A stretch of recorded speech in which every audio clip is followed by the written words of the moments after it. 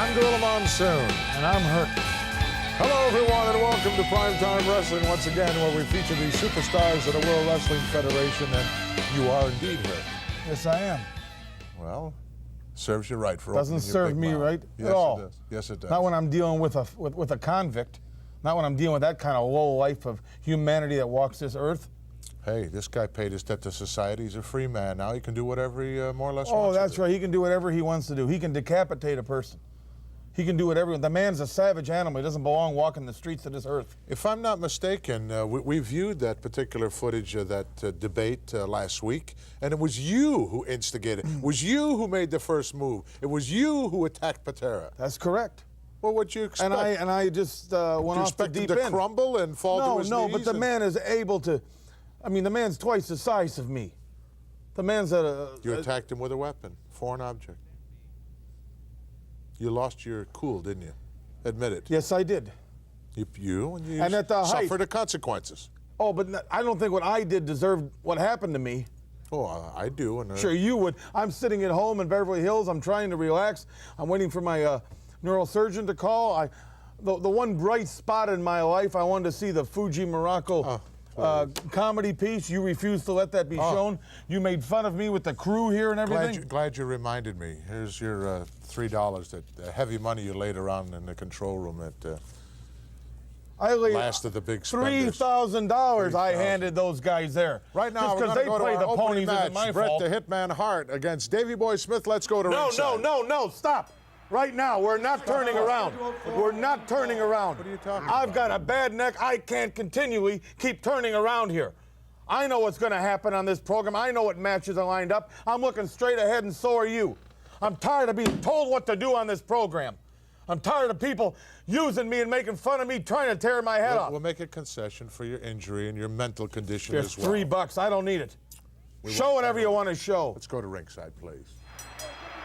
This next bout is scheduled for one fall. Introducing first the manager, the mouth of the South, Jimmy Hart.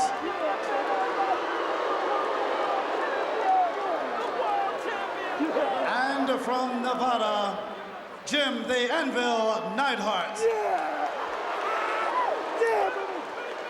They represent from Calgary, Alberta, Canada, weighing in at 236 pounds, the co-holder to the World Tag Team Championship title, Bret Hitman Hart. The opponent, soon to be making his way to the ring area, along with Matilda and the Dynamite Kid from England, weighing 234 pounds, Davey Boy Smith. Matilda. You know, can I tell you something? You know, I had the unpleasure of carrying Matilda out of the Silver Dome in Pontiac. Really? Yeah, the dog has fleas. The dog. Whoa, she's going after Jimmy Hart. She's got more than that. She's got good taste. No, McMahon, I'm not kidding you. The dog has fleas. I had to go get, what do they call that, defleed? You were defleed? Yeah, after holding that mutt.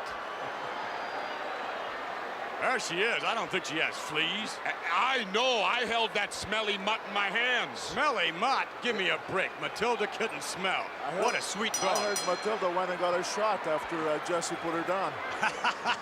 Hey, Bruno, just keep quiet till the replays. All right, come on. In the ring, Davey Boy. Over the Hitman. Hitman over Davey Boy.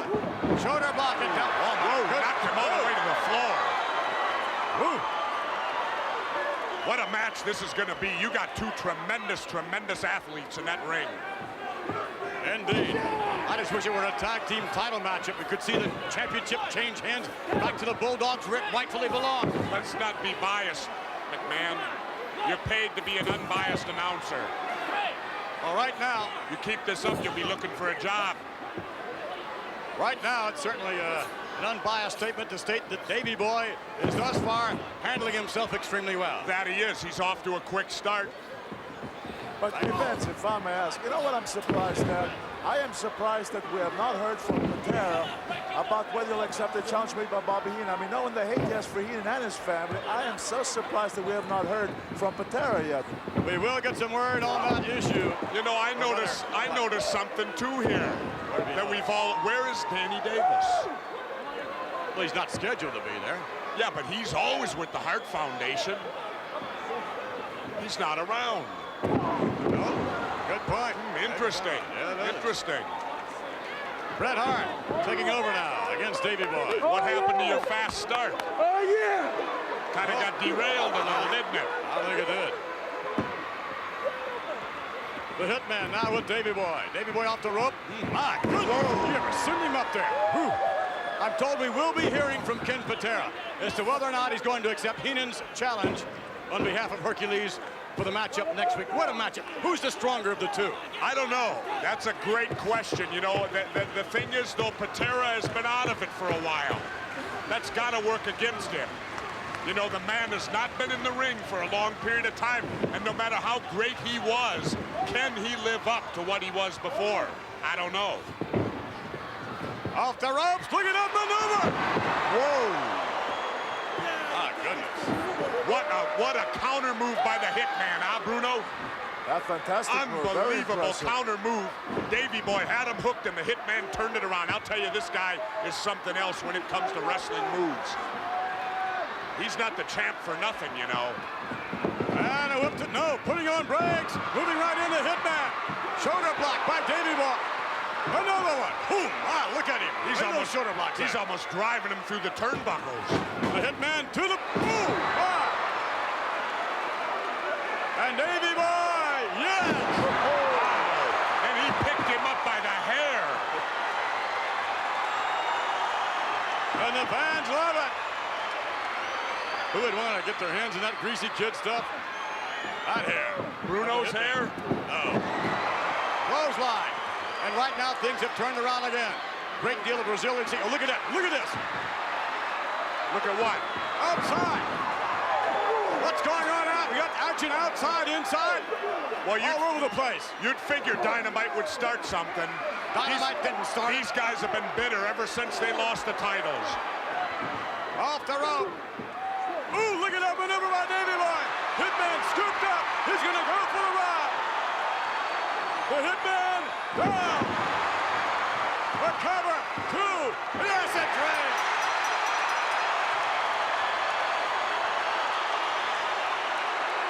Wait a minute. Jimmy Hart's trapped. Wait. Wait up, Danny Davis to the rescue. I love it. Davis saw Davey Boy going after his manager, Jimmy Hart, and came out of nowhere to the rescue. Outside. Action inside as well. Look at this. In the ring.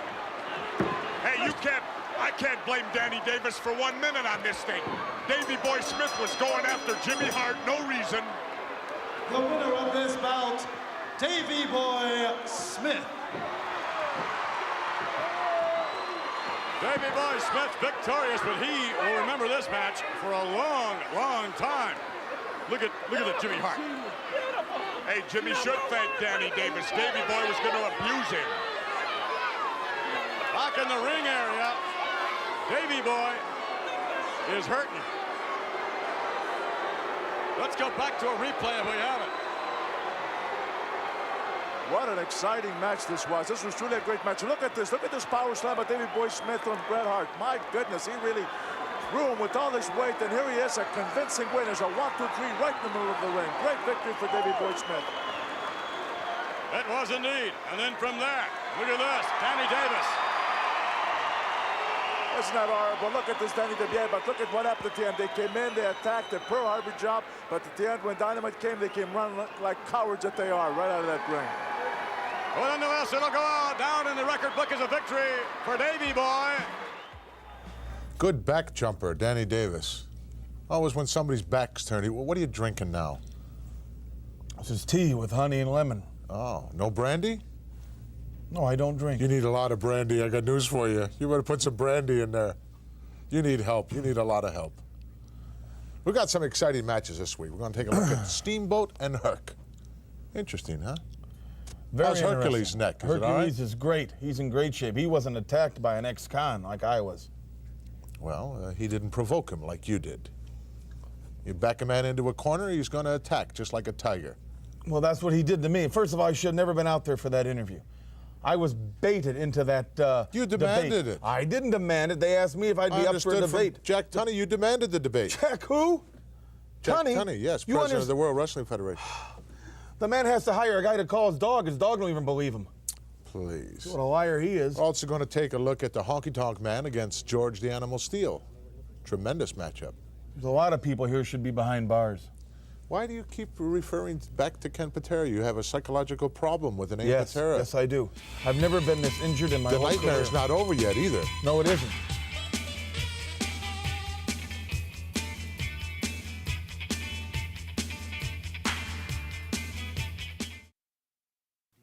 We're back, folks, and about to go to the Philadelphia Spectrum in a very interesting match. It took place long before WrestleMania even went down. I told you need brandy in there. I don't want any brandy in there. What you having trouble with Yes, your I'm throat? having a lot of trouble. It hurts me to turn. Would you like me to sit over there or somewhere? I'd rather you sit out back in the car. Out back in the car. It's In a garage with the tremendous. motor running.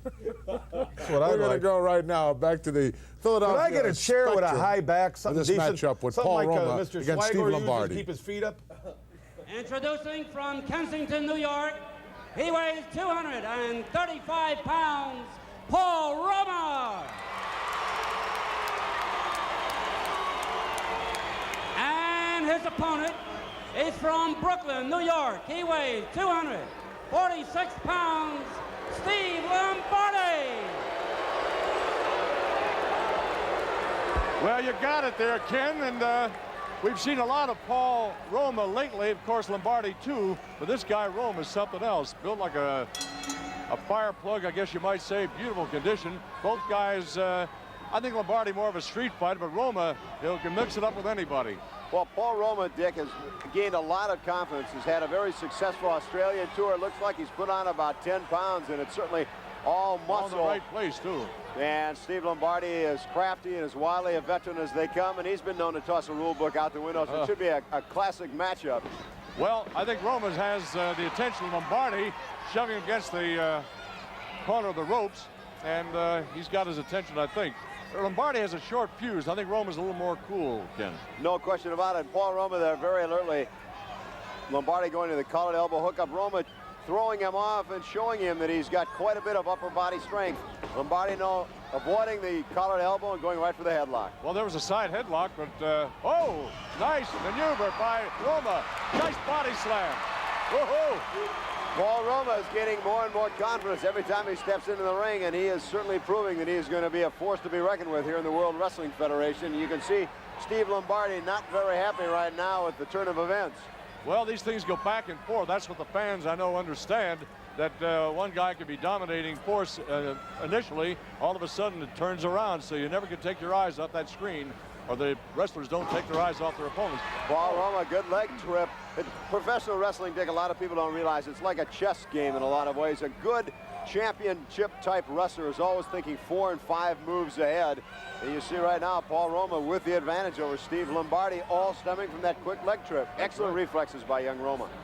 All right, a little push and shove there, battle of strength, and they've got to break it up. Referee Jeff Goldberg says, all right, off the rope. We'll see how clean the break is going. Whoa! So much for that. Couple of shoulder blocks and right into the midsection. Roma's gasping for air.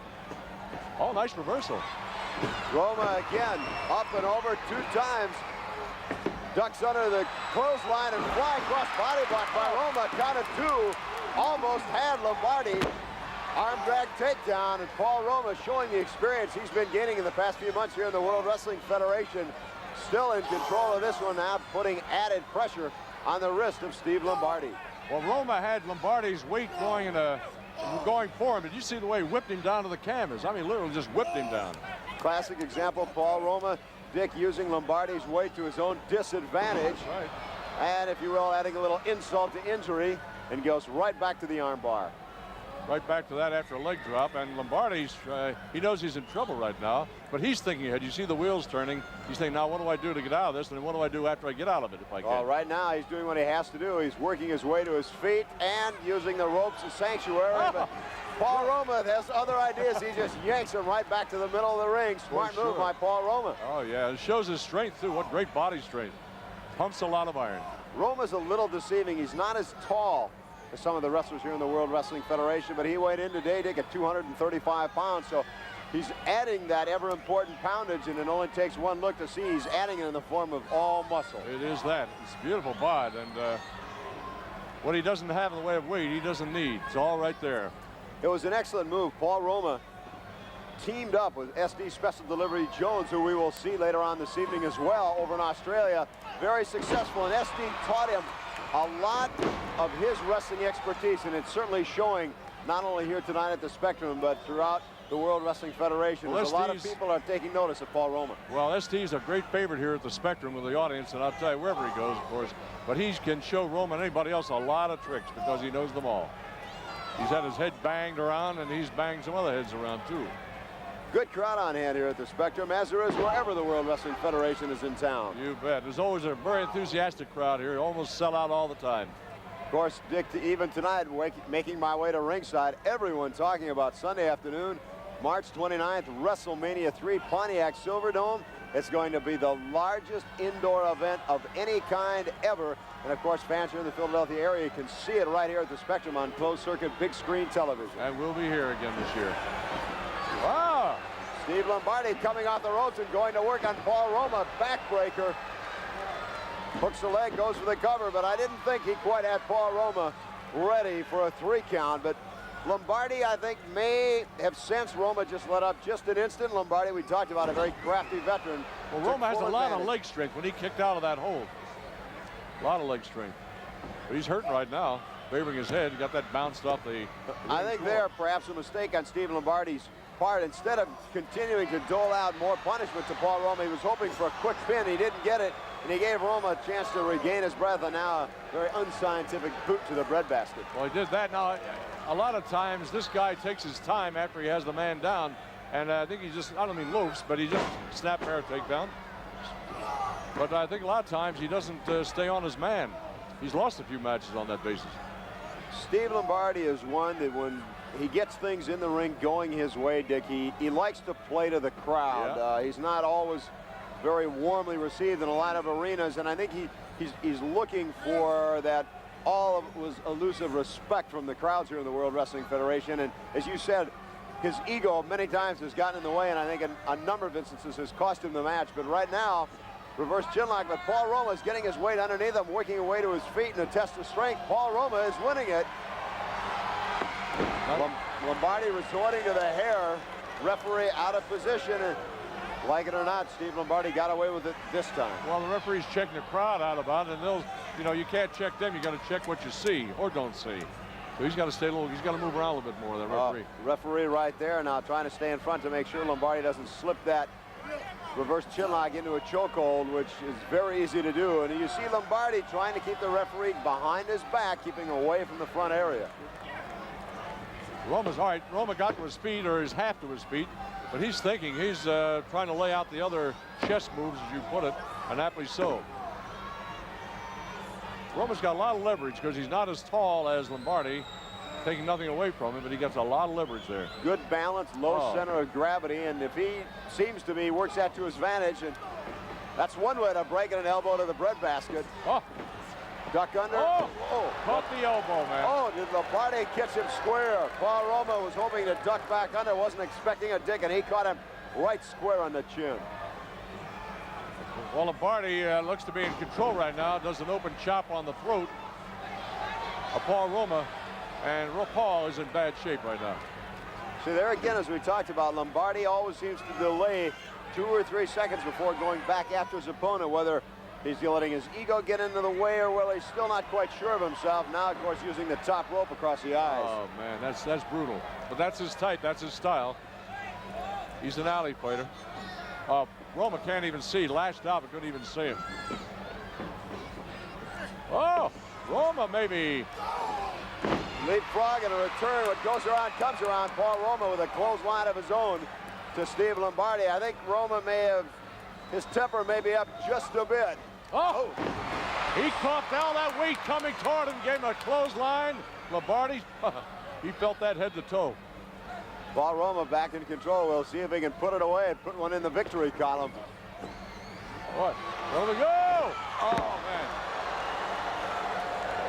Roma didn't quite have the leverage. Lombardi was able to hook that arm around the top rope and come down with a front atomic drop. Smart move by Steve Lombardi. Very smart indeed. Yeah, he didn't go with the flow, that's all. Going for a suplex. Snapped Paul Roma right over. It's been a very even match so far, Dick. So far, you can't go either way on these guys. Roma's showing a lot of upper body strength, literally by shoving Lombardi away from him. Paul Roma's tough as a competitor as you'll find here in the World Wrestling Federation, and he's in for a tough night's work right now, courtesy of one Steve Lombardi. Oh, a little reversal. Oh, man. Well, Lombardi there hoping to avoid the top turnbuckle. Misjudged, and that shoulder went right into the steel ring post, and there's absolutely no give in that ring post whatsoever. That's a very easy way to dislocate a shoulder. All right, Roma on top of him. Smart move going right for the shoulder once again, Dick. He knows he's got it hurt. Oh, standing drop kick. Very nicely done. Lombardi says, wait, timeout. And Roma says, well, let me think about it. But he gets right back on top of him. Fans are loving it. Payback time. Oh!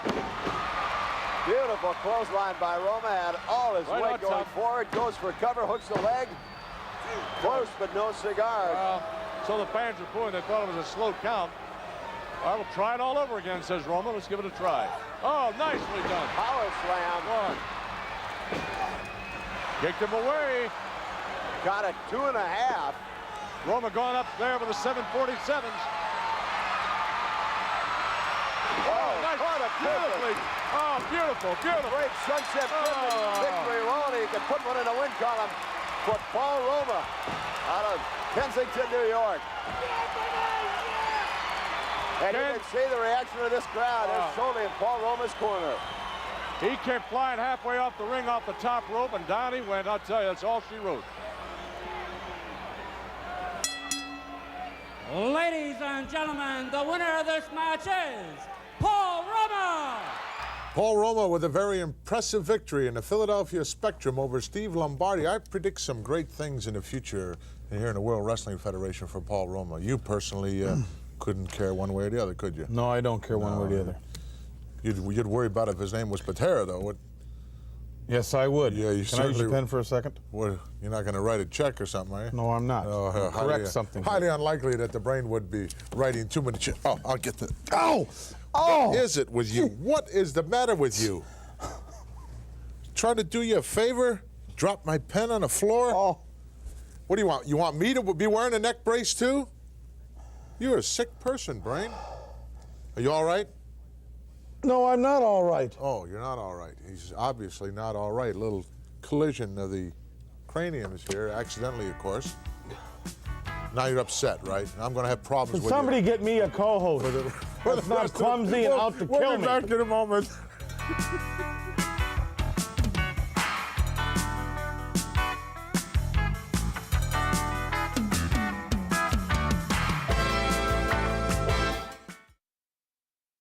You don't happen to have an extra one of those laying around somewhere, do you? I might need one before we're done here. Sure, you'd love to sue somebody. You're just that type. Chase ambulances, lay down next to an accident. I imagine that you've got some possible litigation going. You contacted your lawyers, I understand. That's correct, but I'm not the kind of a guy that sues and takes things like that.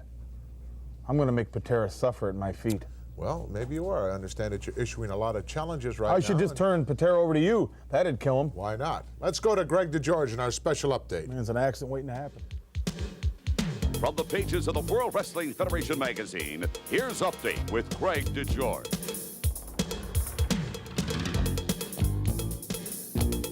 And hi, everyone. Well, you just knew that the tempers would flare, that the debate wouldn't and just couldn't remain verbal. Former Olympian Ken Patera back in the World Wrestling Federation, and back obviously with fierce anger toward his former manager, Bobby the Brain Heenan. Patera says Heenan misguided him right to a 2-year jail sentence, so putting the two in the ring together was more like just waiting for a volcano to erupt. You want a belt? You want a belt? I'll give you a belt.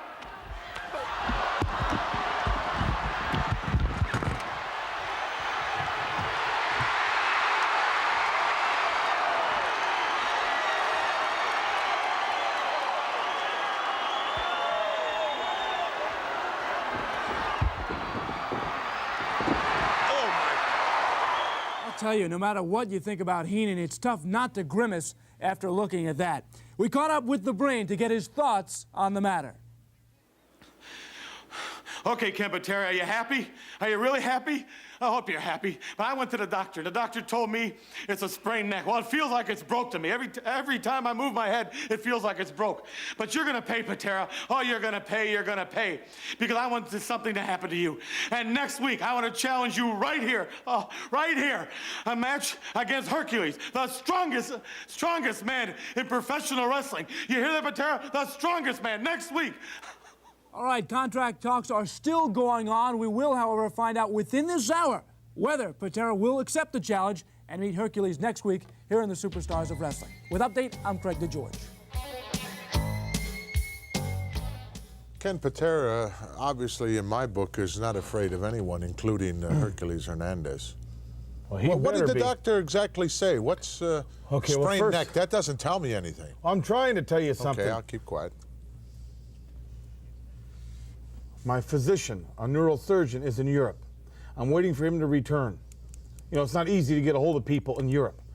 The people I've gone to, these ambulance-chasing quacks that the World Wrestling Federation sent in to view me. What is the injury? A sprained neck. You're getting violent about it. Right now, let's go to the Duke of Dorchester, Pete Doherty's. He takes on Sika. See, when I... Introducing first the manager, Mr. Fuji. He represents from the jungles of Samoa, weighing in at an even 300 pounds, Sika. The opponent from Dorchester, Massachusetts, weighing 240 Duke of Dorchester, Pete Doherty. To the Boston Garden Gorilla Monsoon here along with Lord Alfred Hayes as the Duke of Dorchester takes a very tough road to hoe here in Tom. I take my hat off to the Duke. He certainly doesn't turn down a match at all. Look at him over the top, coming into that ring. Fears no one. Fuji keeping an eye on him.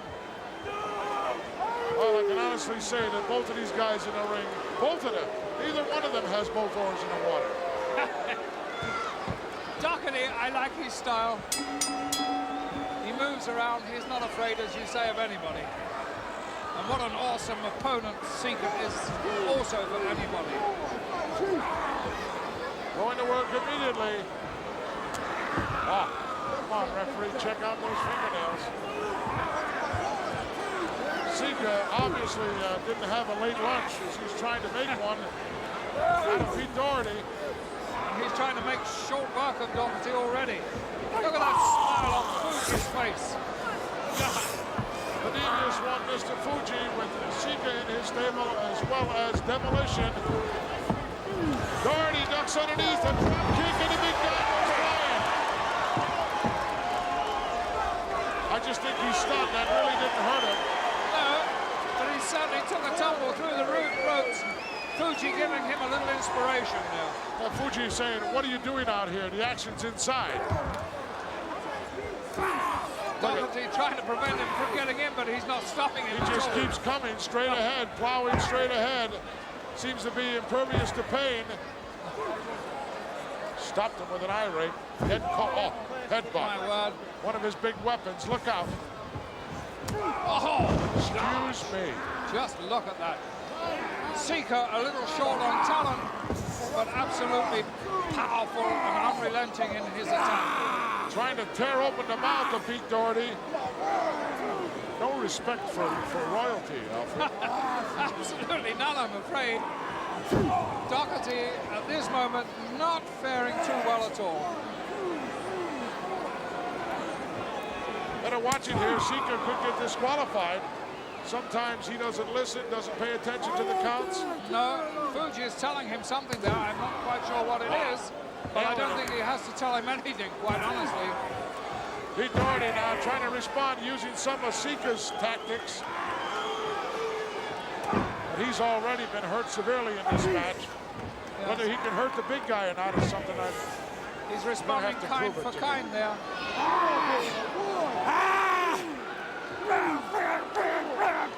Doherty now unloading with everything in his arsenal. However, I don't believe everything is going to be enough. No, I don't think so. In fact, that didn't phase the big man one iota. Oh, another big headbutt, dropped him to his knees. Snapmare. Now what? Look out. Big flying headbutt. No, Doherty out of the way. And that was face first into the mat. And any normal person wouldn't get up from that. Look at Doherty's hitting him with everything, but the kitchen sink, it doesn't seem to phase him. He even stomped on his foot and he didn't acknowledge it. Didn't shoot. Look out. Oh, there goes the Samoan drop. Goodbye. You could count to 100. In fact, another 1, 2, 3 there because he didn't lift the shoulder, but that wasn't his fault. Well, gave a negative attitude to the Duke. Well, better the Duke than the Lord. Yes, definitely. The winner of this bout, Sika. Sika, not content with the victory, added some insult and injury. Now looking for a little praise from his manager, the devious one, Mr. Fuji. Let's go back and take a look at the Samoan drop, if we would. Doherty waging an ineffectual war here against Sika. Sika throws him into the ring, takes him on his shoulders, a powerful backdrop there, and just knocked the living daylights out of Doherty. His shoulder did involuntarily come up, but it went down again. We'll be back in a moment with more action. Okay, get it up. Sika, indeed, devastating. That Samoan drop. Maybe he could straighten your neck out with one of those. I wish they straighten you out. What have I done? I haven't done anything. Yes, you have done something. You've been smirking. You wouldn't let last week them show that good piece of footage I got of Fuji in Morocco. Well, they're going to show it this week. We haven't seen a good piece of Fuji in Morocco since you started all that garbage. In fact, folks, if you want, if you want to go get a sandwich or something, go to the refrigerator. Now's the time to do it because coming up next. No, it's not the time to do it. Fuji Morocco piece is coming up next, so it's that's coming a good up time next, to do right it. now. This is probably one of the greatest pieces of garbage. Pieces of footage. Hard enough to work when you're hurt. But talk about a handicap. We'll be back with Morocco and Fuji, unfortunately, in a moment. That's right, because I said so.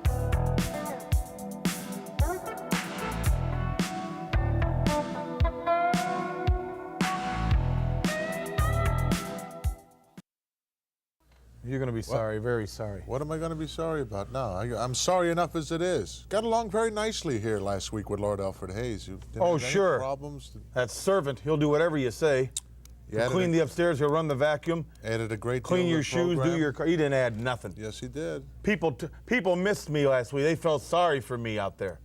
I didn't get any calls or letters or anything. Did you see the mail out in the lobby? What have we seen so far? Fuji and Morocco now. The greatest comedy stand-up team, Jerry Lewis. Take them. Forget it. Roland. Take Roland and Martin. Here we go. As planned, Lord Alfred, get ready for this. Yucks for bucks, if you will. Live from the TNT studios. It's America's newest comedy team, soon to be seen in Las Vegas. Los Angeles at the Comedy Store, Zeke's Bar and Grill in Jersey City. Would you please welcome for the debut, here on TNT, of this comedy team, Mr. Fuji and the magnificent Morocco, right here. Thank you. It's great to be here tonight. I just flew in from Coast. Boy, what a trip around here. How hot was it? I'll tell you, it was hotter than Joan Collins on her wedding night. It got so bad that some of the Hollywood stars were getting together to raise money for air conditioning. They're calling their concert Kool-Aid, which reminds me of the time I raised money to help a musical group and called it Band-Aid. Eat your heart out, Bob Hope. Actually, I just got back from playing Las Vegas. You play Las Vegas? I'll tell you, I walked through so many casinos and clubs, I almost developed club foot. I put more money in the slot machines than Liberace spends on suits. And the showgirls, wow, are they ever beautiful. How beautiful are they? They're so beautiful. They make Bo Derek look like Rambo, and they're built better than a Rolls Royce. I tell you, they're so well endowed they could get part-time jobs as life rafts and ocean liners. I kept thinking of that old TV show, Leave It to Cleavage. You won't find better-looking buns in a bakery. Of course, they were all over like pigeons on a statue. Did you get out and enjoy the great Nevada air? Sure I did. I played golf with an old midget wrestling pal of mine. Of course, we had to play miniature golf. Boy, was he short. How short was he? I'll tell you, he was so small, he needed a camel across the sand trap. He was waiting for mooses to part, the water hazard, and when I yelled for it, he thought I was making fun. What are you doing? Come on. Now, what is the guy laughing about? I'm rolling now. Seriously, folks. Listen, let me tell you about some of the brilliant wrestlers I've got to face in the ring now. How brilliant are they? Hey, wait. Take Hulk Hogan, for instance. He's built like Pillsbury Doughboy. And when he points his finger in the air, when he's in the ring, he's not telling everyone he's number one. He's just bragging about how high he can count. And Junkyard Dog, you like that one, huh? Junkyard Dog, he's looking at a lip-soaring alligator. Oh. And he thinks he can dance. I've seen better moves in a rest home for retired lawn ornaments. Then there's Paul Orndorff. He's so vain, he has mirrors in his refrigerator. He's got about as much to be vain about as Gene Okerlund has hair. Hey, Gene, old buddy, I see more growth in the cue ball. Gene's afraid to get in the bowling alley. But he lost your hat. That's okay. Sure, he's always trying to stick his fingers into his head and roll it down the lane. Oh, boy, David Letterman, here I come. How about some tropical stuff? Tropical. I don't care.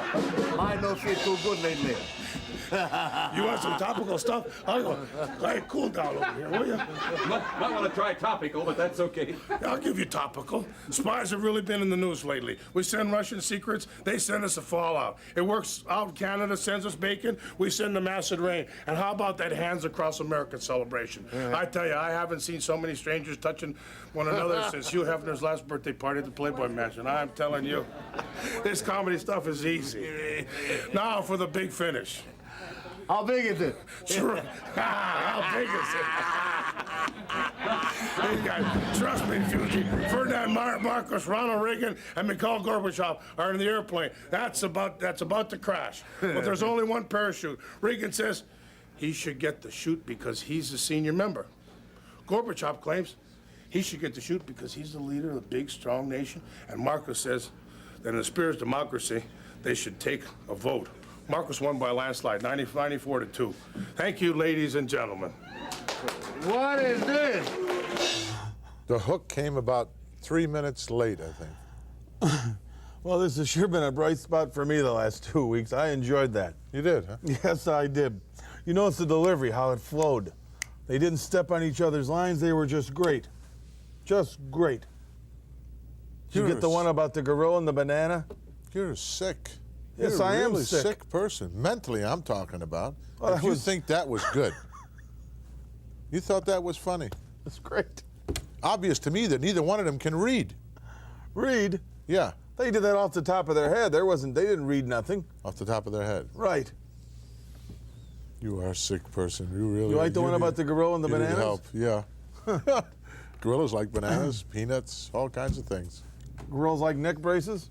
Yeah, well, as long as they're on somebody else.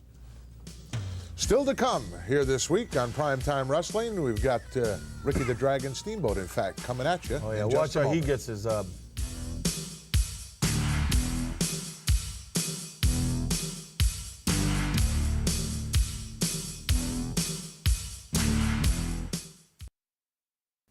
Coming up in just a moment, Ricky the Dragon Steamboat taking on Hercules Hernandez, supposedly the powerhouse of the family of Heenan. That Fujian rock. Oh, you're still into that, huh? Well, I was, but then I got to thinking about what a poor excuse for an intercontinental heavyweight champion that Dragon the Steamboat is. Got the gold around his waist. for now. Didn't steal it like somebody else I know. We didn't steal nothing. Right now, let's go to Ricky the Dragon Steamboat, who takes on Hercules Hernandez. Hercules in the ring, awaiting the presence of Ricky the Dragon Steamboat, who's back with Mean Gene. All right, Ricky the Dragon Steamboat, you've already seen action tonight in the Lumberjack match. Now, are you ready to defend your title for the very first time? Very first time on Saturday night's main event, you can bet this dragon is breathing fire. Hercules, I'm ready to burn. All right, but are you ready, Ricky Steamboat, for the antics of Bobby the Brain Heenan? Mean Gene, I've come too far. This dragon's come too far, breathing fire for any man to stop me, including the cheating likes of Bobby the Weasel Heenan. All right, that dragon is on fire. Now let's see if he can burn down Hercules. The Intercontinental Championship is on the line, and you can see Hercules, the #1 contender, really looking forward to this. I'll say this, the Dragon has picked out one heck of a man to defend his title against. No question of that. Chopping blows here right and left, and again, I would think the Dragon, as far as strategy is concerned, how would you see the Dragon fighting this match? Well, I wouldn't go blow for blow with Hercules like he's doing right now, because you can see he's getting the worst end of it. He's got to stay away from him and use aerial tactics is what I think. And certainly I would think, even as strong pound for pound as Steamboat is, he would not want to match the awesome power of Hercules. Exactly. He's playing into her. Now he's starting to use drop the kick. technique. Nice maneuver by Steamer. And another. Ricky the Dragon Steamboat trying to chop the big man down. Has him rocking, has him rolling through the rope to the outside. There he started to fight a tough fight right there. First he tried to exchange with him, but now he's got the advantages in right his up there with him as well. The Dragon hammering away. Steamer knowing full well he's going to have to take the match to Hercules, up and down across the ring. Hercules will be feeling that one for some time to come. Oh, definitely. That's a move that sends you to the chiropractor right there. Referee continuing the count, and both men back in before being counted out. The Dragon firing off another chop, setting up Hercules. An elbow to the solar plexus, trying to hook him down. Ooh, how about that? Right into the ring post. Come on. Dude, get up. Boom. Come on, Fred. What's wrong with you? Come on. Come on. Dude, come on. Jump right there. Come on, baby. Come on. Get up. Fight through. How about that? The Macho Man rooting for the Dragon. I can't believe it, but I'm speechless on that one. I don't know why the Macho Man would be cheering for Steamboat. Obviously, you want Steamboat to hold that title. You don't want to face Hercules. Wow, the Macho Man simply wants it for himself. That's the long and the short of it. He wants this man, Steamboat, to continue to hold the title so that he can take it. Hold on, Dragon. What's wrong with you, man? Save that title for me, man, and that'll be my lunch right there. Come on. Come on. Do better than that. You call yourself a champion. Save that title for me. Save that belt, man, and I'll take it. I'll pick it up. I'll take it all the way back. No question there of his intentions, Jesse. Yeah, I can't argue with you on that one. Macho Man definitely cheering for Steamboat in this match, but Steamboat has got a tough row to hoe. He does, and I'm not too sure he's cheering for Steamboat as such, really. I think he's cheering for himself. He wants to have the title shot with Steamboat. He wants to take it away from Steamboat, and he doesn't want anyone else to. You know, he's so selfish, he's maybe even too selfish for me. That's impossible. Yeah, you might be right. Down to the canvas. The Dragon, Ricky Steamboat. Hercules again asserting himself. Moving in now on Ricky Steamboat. Steamboat has him up. Nails him with a boot. Steamer coming right out. Hercules to the buckle. And the big man staggered. Staggered but not down. Steamboat spins him around now. Tries to set him up. What's he going to do?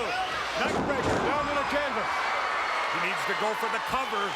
Steamboat's hurting himself. He's not covering Hercules. I'll tell you, this Hercules, what a physical specimen. Well, Hercules has taken so much out of the Steamboat as he would anyone. Thus far, and again, continuing to chop away. What was that? Steamboat reeling. Oh, there's a full Nelson. Come on, Pete. Come on. Don't surrender. Don't give it up. Come on, that's my belt. That's my belt. Don't surrender, man. Don't surrender. Come on, come on, come on, come on. How about that? The Macho Man couldn't stand to watch it because we're going to have a new champion right about now. Hercules with that powerful full Nelson on Ricky. I don't think so. What is this? What's he doing? He's completely lost his cool. hanging on to the ankle. Savage hangs on to the ankle. He pulled Hercules into the ropes. Listen to Heenan.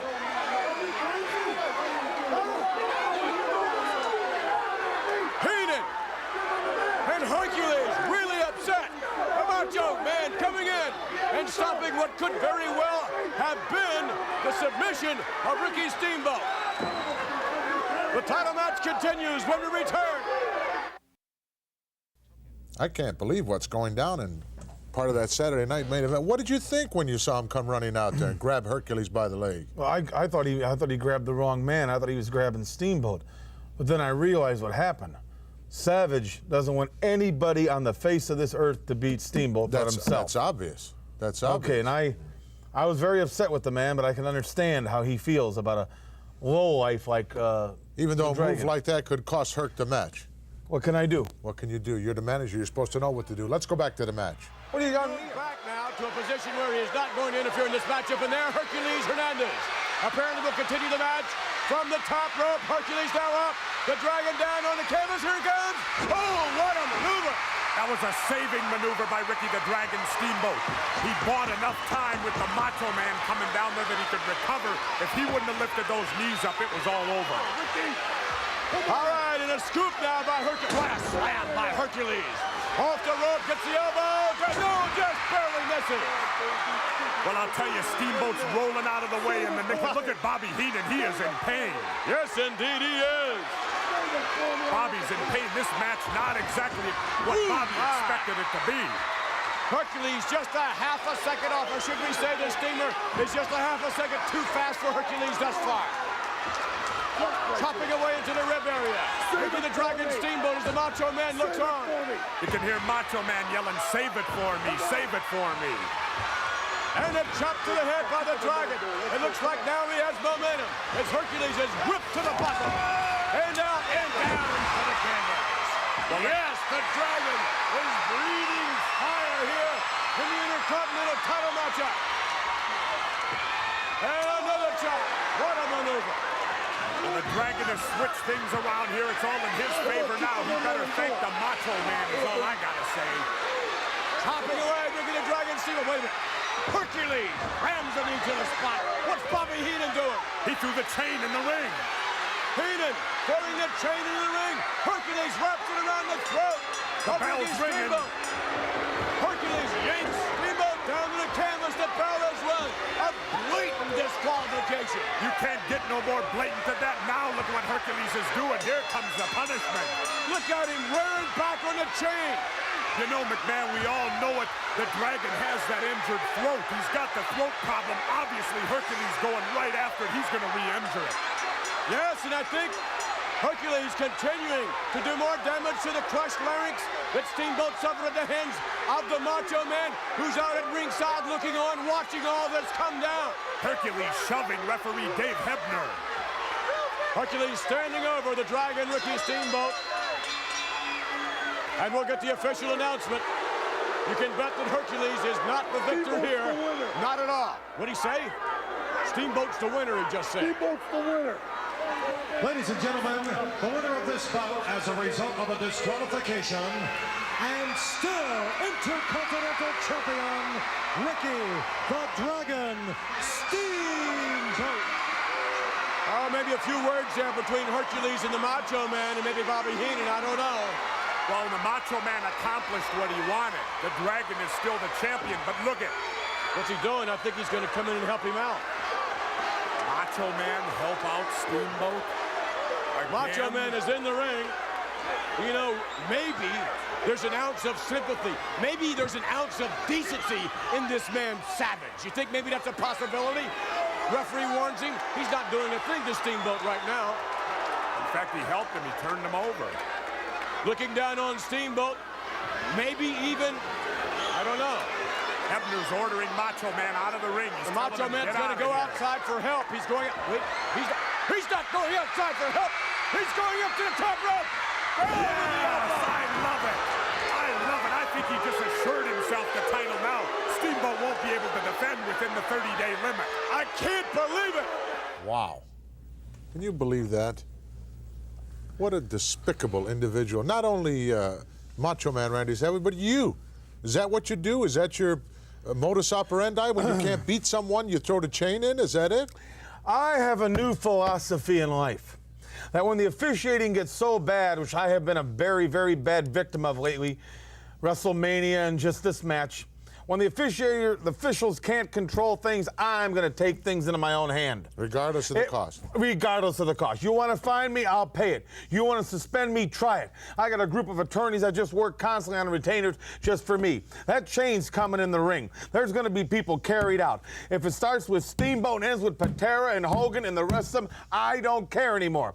I'm tired of being ridiculed and made a fool of. I'm tired of having to wear this thing and being in the pain I'm in all the way down from my neck to my spine. I'm sick and tired of it. Maybe we'll just have the chain brought back to the locker room before the match gets underway. Actually, Hercules must have been watching the footage of the debate because did exactly the same thing that Patera did to him. We'll be back in a moment.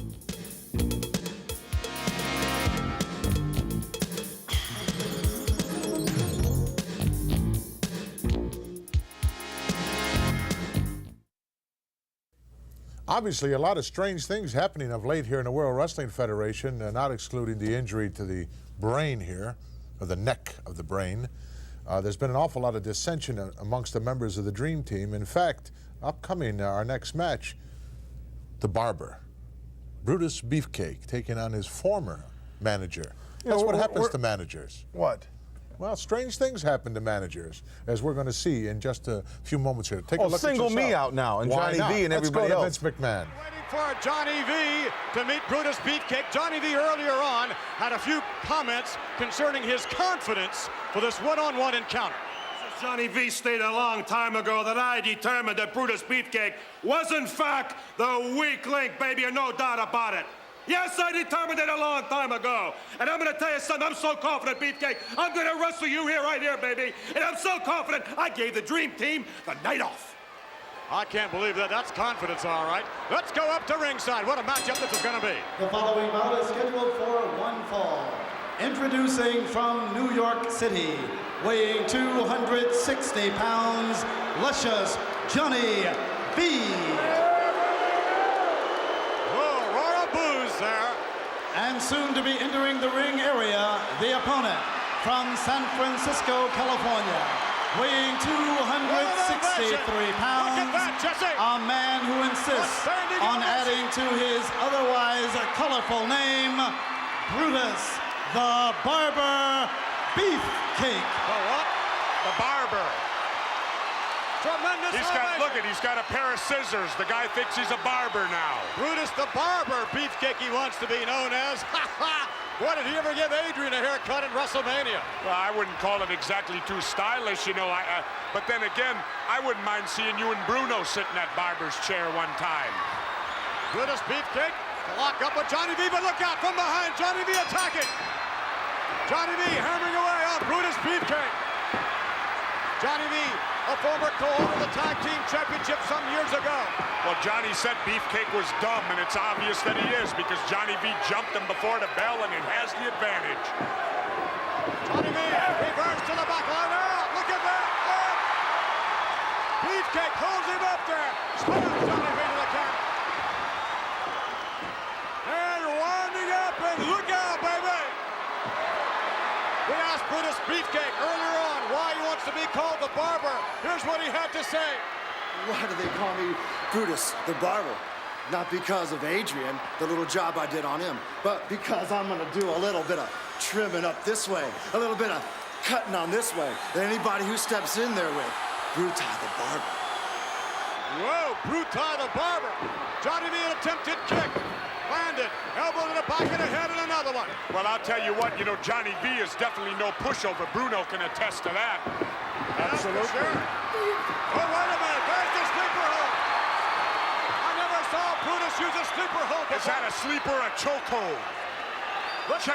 Check where that forearm is under the chin. That looks like a chokehold to me. Whatever it is, the referee's there to check, and Johnny V, I believe, is going 9-9. Just like we saw Adrian Adonis go to sleep in WrestleMania. That referee needs to get in and take a closer look at that. Is that a sleeper? Is that a chokeout? Johnny V is going 9-9. Brutus has just about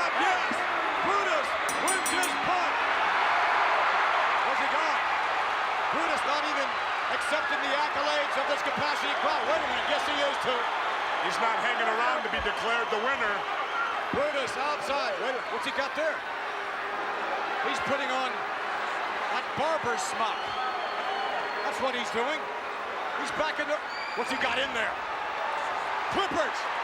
Look at him. Brutus strutting about. Hey. We're going to talk about strutting and cutting here. Brutus Beefcake. Wait a minute. You're telling me the referee is going to allow this to happen, what I think's going to happen here?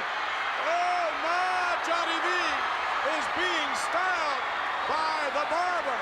Brutus. This is outrageous. I can't believe this. Yeah, you laugh about it. I'd like to see you laying up there getting some kind of haircut like that. Oh, my goodness. Brutus earlier on was strutting, and now he's doing his cutting, and Johnny V out of sleep. Imagine what's going to happen when Johnny V wakes up. I'll tell you what's going to happen. Brutus Beefcake is going to have the new Dream Team on him. Well, now do you think Johnny V made a big mistake? His confidence level was sky high, and I'm sure now he is sorry that he gave the new Dream Team the night off, so to speak. Look at that. He looks like Adrian. Work him up. Ooh, that'll do it. Brutus Beefcake. Here is your winner, Brutus the Barber Beefcake. Brutus the Barber Beefcake victorious as we take you now to the replay. And what a finale to this replay. My goodness. Here, first we see the sleeper, which is the first time I've ever seen Beefcake used. We use it so effectively that Johnny V is out. Was out like a light. And damn, the shocker over here. As we'll see in a minute where Beefcake comes in, and there he is, shaving Johnny V's head. Oh, brothers, he's going to be shocked when he comes through. Boy, I'll give credit where credit is due. Beefcake got a lot of talent. You know, it's hard to cut a guy. does have a lot of talent. It's hard to cut a guy's hair when he's laying flat on his back like that. And unconscious. That takes a big man that can choke a man into unconsciousness. Only thing he was lacking was a chain, right? Right. Then get a pair of clippers out and shave a man's head. You know, he didn't try any of that stuff when that man was awake or stand there face to face. No, nobody tries anything like that. The likes of Beefcake, Patera, Hulk Hogan, the rest of them, who do they think they are doing the things they do to people? Superstars. That's right. Look at you. You can hardly talk. That's Why? right. Yes. Why? Because I overreacted. Because I made a mistake. Because I was humble enough. You admitted it. Congratulations. Let me shake your hand. You finally admitted something. Because I was humble enough to get in there and do an interview with an ex-con. With George the Animal Steel against the Honky Tonk Man in just a moment. I did it.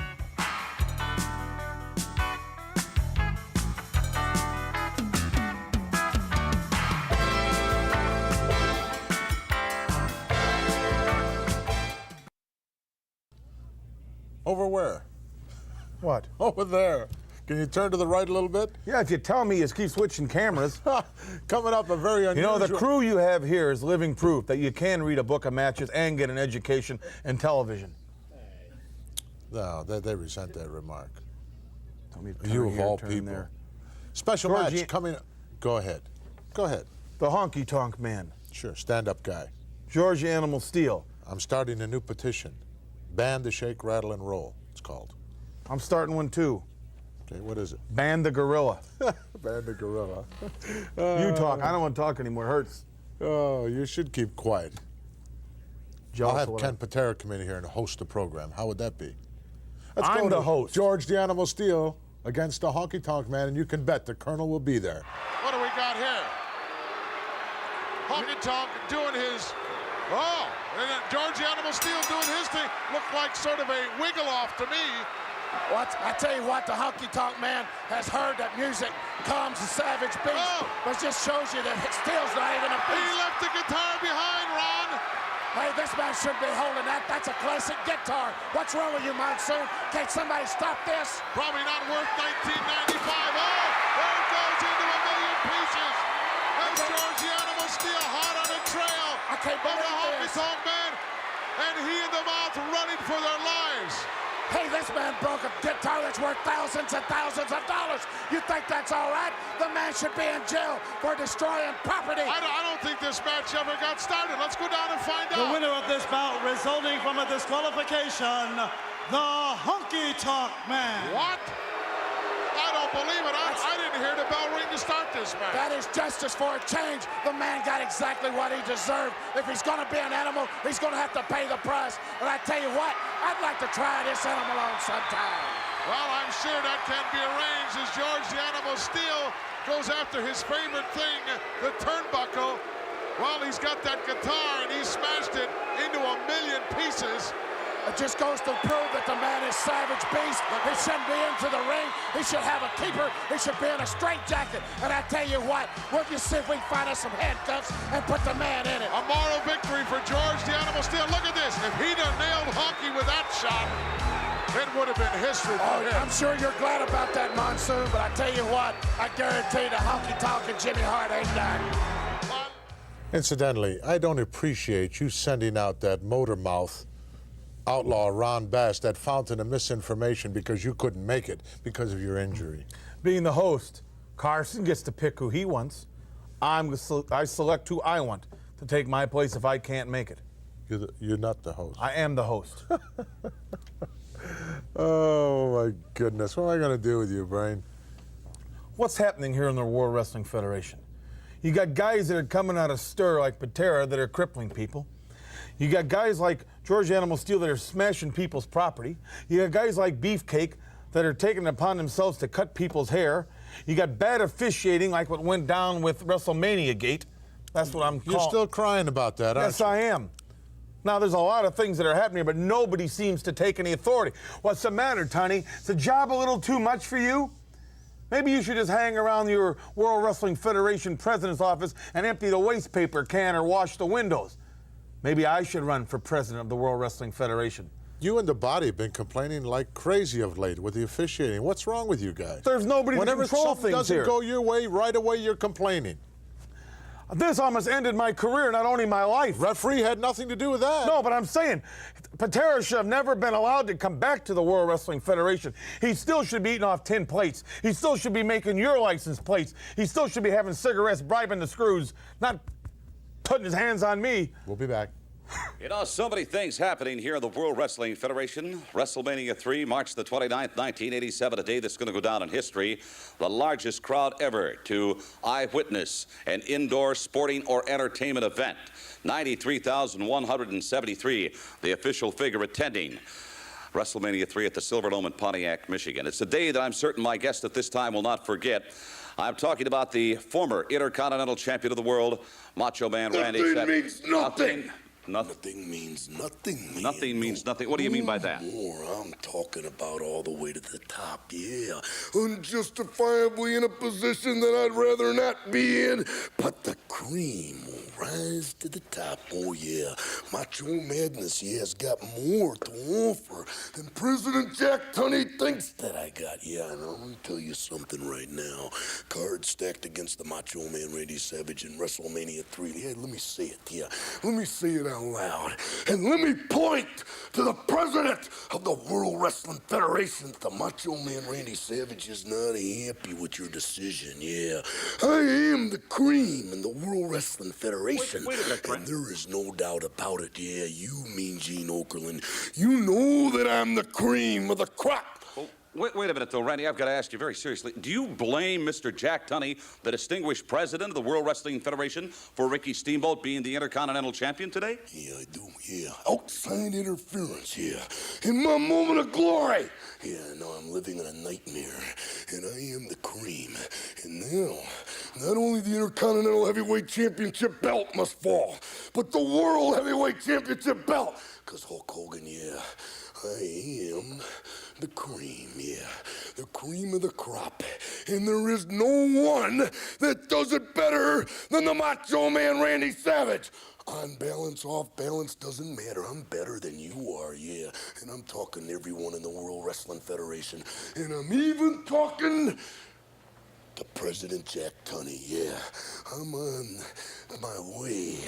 And nothing is gonna stop me. Nothing's gonna stop me. You know, just out of curiosity, Randy, and I certainly don't want to diminish your tremendous God-given talents, but I'm very curious. I haven't seen Elizabeth lately. Yeah, she's on the outside of the ring. Does she interfere in matches? Yeah.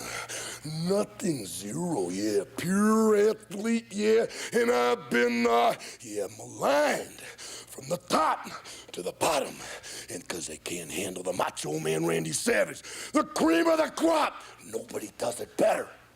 All right, a couple of men that he's going to be watching very closely, Ricky Steamboat, and most assuredly, the heavyweight champion of the world, Hulk Hogan. I thank you, Macho Man Randy Savage.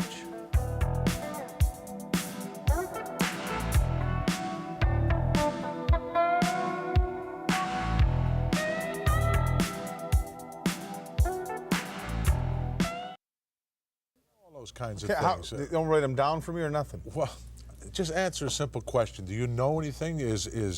Is Elizabeth and had a falling out with the Macho Man? Why wasn't he there for that interview? I don't snoop in other people's business. I'm not asking you to snoop in other people. Just asked you a civilized question. No, I don't know. You being a manager. Elizabeth is a manager. Well, Johnny V is a manager. But I do not hang around with her and the Macho Man. I thought you didn't want to turn around. You're right, I don't. You have to deal with this. It's not easy, folks. Hey, it's no picnic for me either. Big six-man tag team match coming up. Nikolai Volkov and the Iron Sheik, former world tag team champions, teaming up with the Natural, Butch Reed, against Paul Roma, Mr. Powers, and Mr. Murto. Should be interesting. Roll it. Next bout is scheduled for one fall. It is a six-man tag team event. Introducing first the manager, the Doctor of Style, Slick. Doctor of what? Style. He represents from the Soviet Union, Nikolai Volkov. From Tehran, Iran, the Iron Sheik. And from Kansas City, the Natural Butch Reed. What a team the Slicksters put together. Well, I'll say. Ladies and gentlemen, at this time, the Doctor of Style requests that you all rise. Wait just a minute. Let me tell you one thing, Hacksaw Jim Duggan. I know you're not here tonight, but I know you're somewhere listening. And let me tell you something. Nikolai Volkov was singing when you came here, and he's gonna sing right now.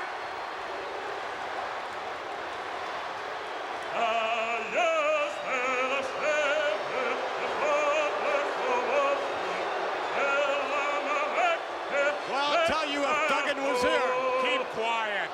Keep quiet? If Duggan were here, there'd be no singing, that's for sure. Not the national anthem of Russia. Weight of 751 pounds. From New York City, Paul Roma. His tag team partner, also from New York, Jim Powers. And from Tampa, Florida, Joe Murto. Murto, Powers, and Roma. Hey, you people shut up and don't say you are sir, and you shut your mouth. Again, if Hacksaw Jim Duggan were here, you would not have heard that Russian national anthem. I'm tired of hearing what if, what if, what if. Matter of fact, Outback Jack was asked earlier on this week what he felt about Hacksaw Jim Duggan's lack of presence here, and what would happen if he were here. Here's what Outback had to say.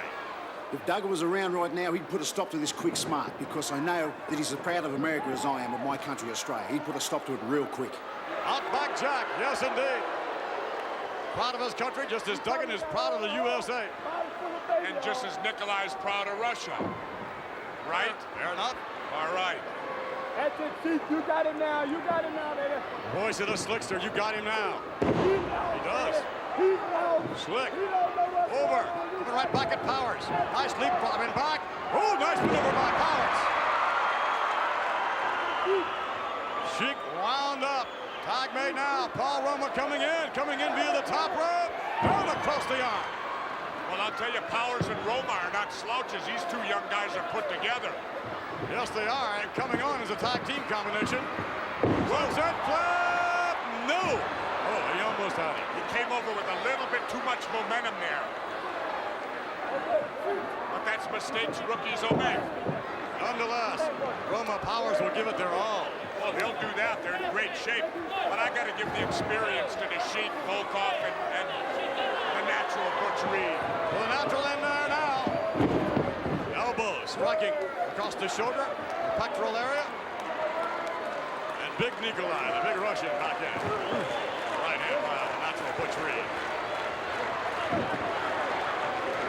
300 plus pounds of Nikolai Volkov. Capacity crowd. They're starting to chant again. They're trying to get Powers and Roma back into the match. You know, I think that chanting just incites Nikolai that much more. You think so, huh? Yeah, he gets more devastating then. Clock is made. Murdo comes in. Southpaw. Big man in his own right. Volkov. Kick to the midsection. Boy, he laid it. Did you see the agility with Nikolai Volkov right there? I did indeed. Impressed as well. Double team effort now. Get him out of there, ref. Slingshot to the chest. The natural Butch Reed with Big Joe Murdo. Scoops him out. What's he going to do with him? Look at the strength. Look at the power of the natural. The natural Butch Reed with the gorilla press. Whoa. It could be over. It is indeed. Butch Reed, Volkov, and Sheik victorious. Here are your winners, the team of the natural Butch Reed, Nikolai Volkov, and the Iron Sheik. The Iron Sheik and Nikolai Volkov. Or something else. Let's take you now to the... Wait a minute, what's going on here? Well, look at Reed. Reed shows how awesome power is. He takes Big Joe. I'm sorry, let's go back to the ring. Ladies and gentlemen, What's going on? I will not sing the Russian national anthem. However, my manager will. What's this? All you people stand on your feet and show me the respect that I so rightfully deserve here. So yo, I can't believe that.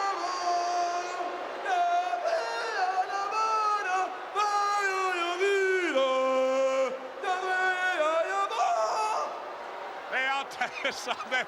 I don't think Prince or James Brown could have did that any better. That was the Russian anthem with soul. I think a hanging is in order. A lynching. You're laughing. Jealous. Jealous. He's gonna Actually, have if his they own hung pro- him for being a good singer to hang an innocent person. He may have his own show on our Kremlin train. Please. I guarantee you, if He Jim did the best he could. Had Hacksaw Jim Duggan been around, neither one of those goofs would have No, that's another vocalized guy. anything. They let this man walk around carrying a weapon. He's got a big, old, oily 2x4 he carries. Would you like him to carry a 15-foot chain instead? No, I'd like him to be carried out. To be carried out. As you were carried out. If I walked around with a board, they'd do something to me. If I walked around with a chain, they'd do something to me. If I did half the stuff I'm accused of, I wouldn't even be here. You're not going to be doing too much lately. You're a little incapacitated right now. How That's long are right. you going to be wearing this horse collar anyway? It's not a horse collar. Well, what is it? Yeah, he's trying to Sprained make light neck. of it. Trying to break me up and make me, Right now, let's go to Mean Gene Okerlund and a hot tag team combination. The not gonna do it, Can-Am. Monsoon. All right, hi again, everybody. Mean Gene Okerlund reminding you the World Wrestling Federation is on the move. And right now, there is a very interesting tag team situation here. As you know, the Hart Foundation, Bret the Hitman Hart, Jim the Anvil Neidhart, are the current tag team champions. Their manager, the Mouth of the South, made that prediction over a year and a half ago, and it all came to pass not that long ago. Gentlemen, come on in.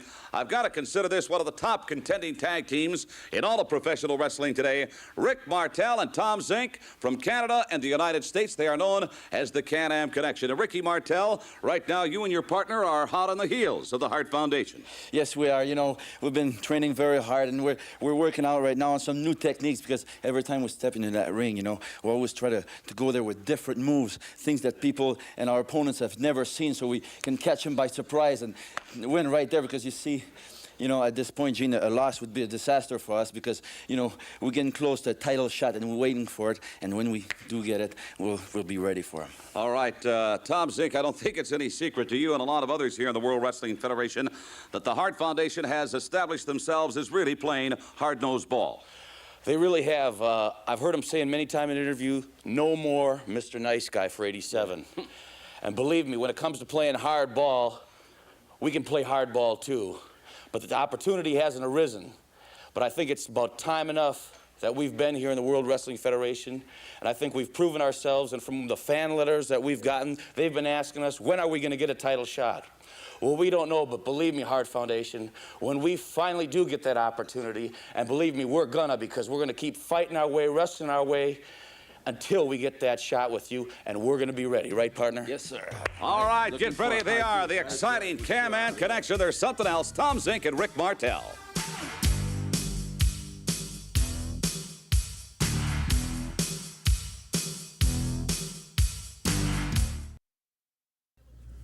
Well, we're back, folks, and it's time for our feature this week here on Primetime Wrestling. The Rougeau brothers, Jacques and Ramon, taking on the Magnificent Morocco and Ace Cowboy Bob Orton. I hope the Magnificent one is a little bit better inside the squared circle than he is in front of the, shall we say, comedy microphone. Oh, I thought he was great with the comedy thing he did with Fuji. But you're going to see him with Orton here right now, show those two losers, the Rougeaus, what wrestling's all about. Rougeau brothers, great following. Let's find out if they can get by Morocco and Orton. Let's go to ringside.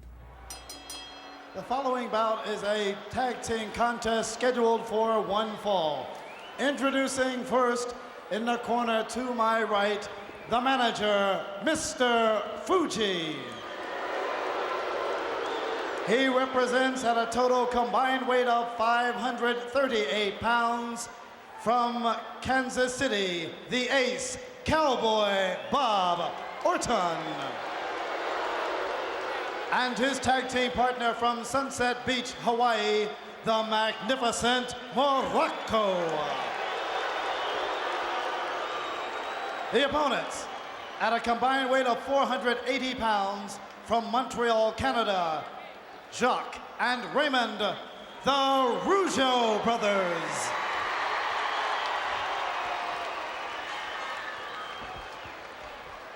The Rougeaus.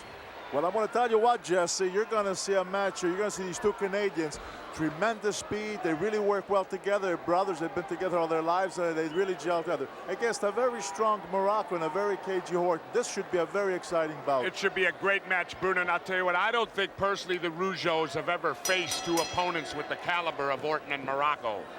Oh, I don't know about that. I think they faced a lot of great teams that are around today, and I think that we're going to see a real legitimate contest here because there are these people all of equal ability. Oh yeah, but you know the word I heard on the Rougeaus is they spent 5 years up there hiding in French Canada. Ah, come on, avoiding Jesse. opponents.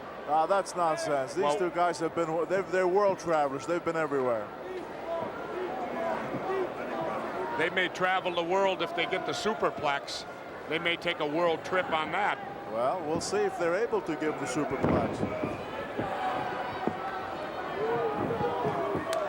Well, you know, strength-wise, I'll go along with you one thing. They should try to match Morocco in the power department. Well, that's what makes Morocco and Orton a great combination because you got Orton, the technician, and you got the strength of Morocco. That's two opposites.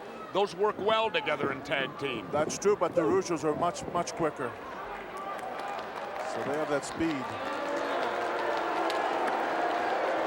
I'm gonna knock Morocco down on a short tackle like that. I'm surprised a little bit. I'll admit that Rougeau to even try such a tactic. You don't do that with Morocco. I don't think he had much choice. Morocco fired him into the ropes. I think he came off the ropes not knowing what was happening. Well, true, but he could have hooked that top rope. I think he wanted to tackle him. Well, he found out quick. It takes a lot to move Big Don Morocco. That's true. But it doesn't hold true the other way, does it? No, but how do you like that little nip up here? Look at this. Now, how's that for agility and quickness? Well, that's what they got to rely on. Oh, look at this. Right up a pin right here. Whoa, close. moves. Do you think that shocked Morocco a little bit? Oh, it definitely did. He caught Morocco off guard. Morocco was showboating a little bit, but he'll get his head back into the match here. Well, perhaps the word is maybe underestimating a little. You don't do that with the Rougeau. Tell me, did you ever underestimate an opponent, Bruno, in your career? I'll tell you the truth, I don't think so, because I took everybody very seriously when I went in that ring. It's when you underestimate people that you can get upset. Muscling his way, telling the referee, I threw him off with one arm, referee. Yeah, with a little hair pulling at the same time. Morocco with that bandaged left thigh, apparently a hamstring injury. Well, it doesn't seem to be hindering him in any way in that ring. Now, this again, I don't understand Rougeau getting a wrist lock like this on a guy like Morocco. Look at Morocco throws him off again with one arm. And a little hair pulling at the same time. Are you watching the same match as me? Yes, I think I am. You know what it is? You ain't got your bifocals on, Bruno. You better find them, those half glasses you wear. Well, perhaps maybe you ought to get some glasses if you're not seeing him pull his hair. He is using one arm, but the other arm is yanking his hair. And that's what he's doing. Now there's a flagrant hair pull right there. That's right. There's flagrant hair pulling right there.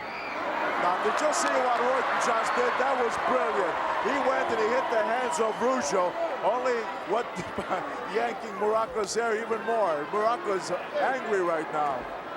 Well, they did the smart move, though. Morocco got out of the ring and let the cooler Orton in there. You can't get frustrated in a match. You got to keep your head. Well, you got to, but Morocco right now is angry.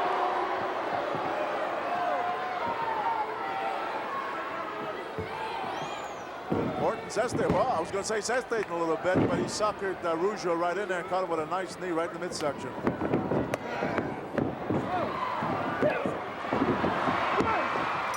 Oh, that was close. A 2 count. Nice arm drag.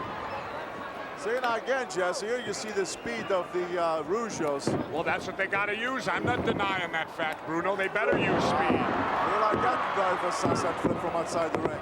But they're going to have to soften Orton up a little bit more before they try for a pinning combination. Well, that's true. Orton is too fresh to get caught in a pin with a sunset flip like that. Beautiful move right there. Hooked the arm, ducked underneath, and flipped him over with a short backdrop. And hung on to his hold. He still got the arm. Definite. That's good scientific wrestling. But scientific wrestling doesn't always win matches. Not when you're in there against Morocco and Orton, you're correct. I can't believe you're agreeing with me so much tonight, Bruno. Well, I must be rubbing off on you a little bit. Oh, I don't think so. I, too, call it the way I said. Ooh, hard slam. I like that. Now, Jacques Rougeau came right back with two beautiful hip toss on Big Morocco and arms on ground. Well, right now the Rougeaus have got the advantage. I'll give you that. They're outsmarting Orton and Morocco, and they're using good teamwork. Orton and Morocco are going to have to get him in the corner and rough him up. Rough him up, huh? In other words, if you can't beat him fair and square, rough him up. Use the rough tactics. That's right. You know, there's an old Jesse the Body saying, it's not how you play the game, it's whether you win or lose. That's something all the little kids at home can go to school with. Well, I don't know. I'd rather let the little kids at home know the right way. Oh, did you see that? Now, that was Fuji from outside, hooking that rope on the foot of Rougeau. Now, what do you think of that? Tell me you approve of that. I didn't see it. Oh, you didn't say it, huh? Okay. Oh, boy. And here we go. The referee's been occupied. Look at this one. The referee's been occupied. Look what Orton's doing to Rougeau. That's because you've got an illegal Rougeau in the ring. Illegal Rougeau. You had an illegal Orton in the ring. There's a legal tag, Morocco to Orton, right there. Right, now it's a tag, but now look at this. They're both in. They have to count of 5 to break the hold, correct? Oh. Chest suplex.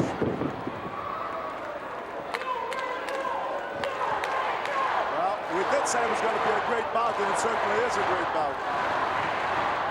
Well, we're getting past the feeling out stages now. Now we're getting down to the nitty-gritty. Both teams are getting a little bit tired, and it's going to be the team that with the smarts and the ability. Oh, what a shot by Morocco in the neck of Rougeau. And look at Morocco, referees on the other side of the ring.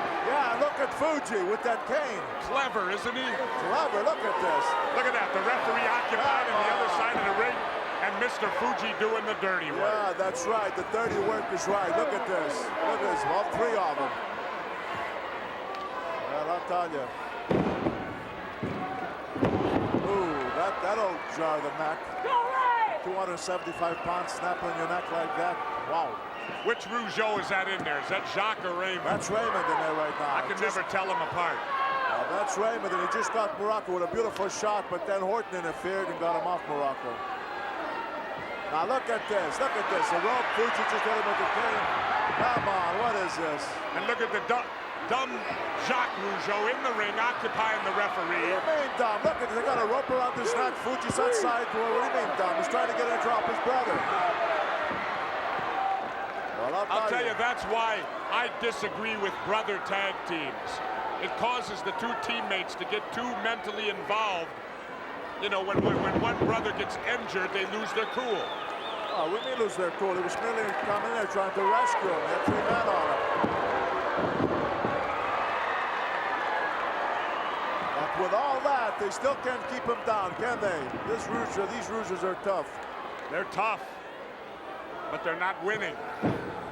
If there was a point system right now, Bruno, who would you say is ahead? I don't know. Right now, Rouge is getting the worst of it, but they took the better of the other two in the earlier. I'd say it's pretty even. Raymond Rougeau has been taking a pretty good shellacking right there. Illegally, of course, in that corner, but nevertheless, he has been taking a shellacking. And we still see Fuji interfering again.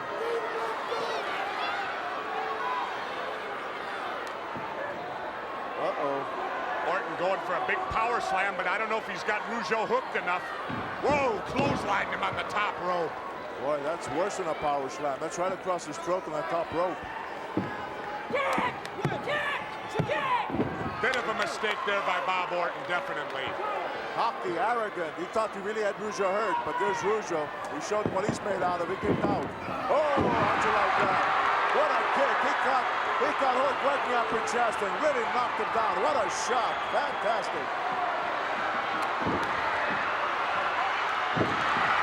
Oh, look at this now. Look at Morocco backing off, Jesse. Look at this backing off. Look at he's buying time. That's what he's trying to do. Jacques Rougeau came in like a ball of fire, and he's really working on both of them. Here's Horton and Morocco, both of them at the same time. Sir, boy, I'll tell you. Look at Rougeau go. Oh, what an elbow. That's it. This is going to be it. There's 1, 2, 3. Come on. No. Oh, come on. There was a little hesitation on the referee's count. No. Good gutsy kick out on the part of Cowboy Bob. Oh, what a kick. I think Horton was expecting the elbow, and he got caught with the kick right in the midsection. But you notice there's the magnificent Morocco right there to save his partner. Yes, indeed he was there to save him. Now, what do you call this double team? Well, I call that double teaming, just like you've been suggesting with Morocco and Horton. Uh-oh, we got all 4 of them in there now. This thing's getting out of hand down. I'll tell you, there's a lot of bad blood in there right now. Referee's going to have to get some type of control while Morocco's cleaning up. He took it outside. Yeah, but now Jacques Rougeau's there all by himself right now. Raymond's out on the floor. Uh-oh. Look at it. Now, why the ref? Aha, there's the referee. I think he just disqualified him. And it's about time. Look at this. Completely ignoring the referee and just staying in there on top of Rougeau. Oh, here's a Raymond just blocked for Jacques.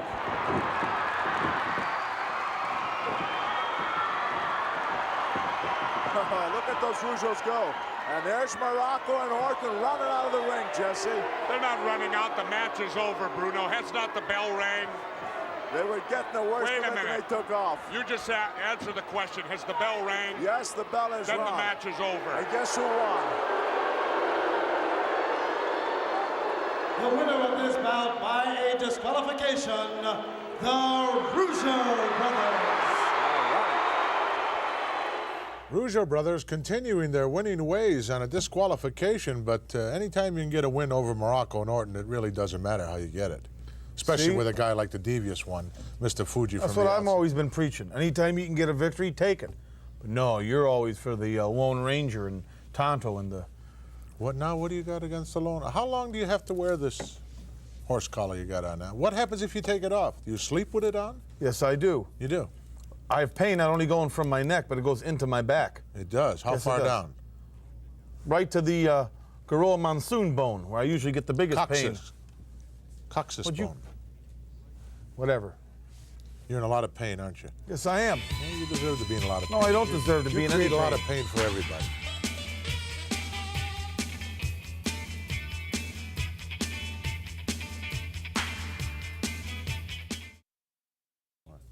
Well, that wraps it up for another week here on Primetime Wrestling. Next week, tremendous lineup in store. Our feature match will be Ricky the Dragon Steamboat taking on the Natural Butch Reed.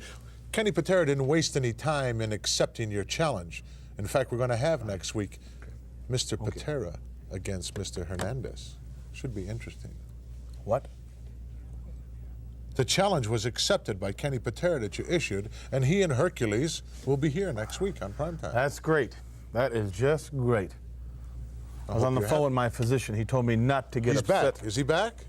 Well, Miss Betty I was talking to her, and she had What talked to did his Miss office. Betty get for Mother's Day? I forgot to ask you. Yesterday was Mother's Day. What did she get for Mother's Day? Oh, I can't even begin to tell you. Oh. Personal items. Huh? Personal items. Very personal. She's all over the closet thing. She's out of that now.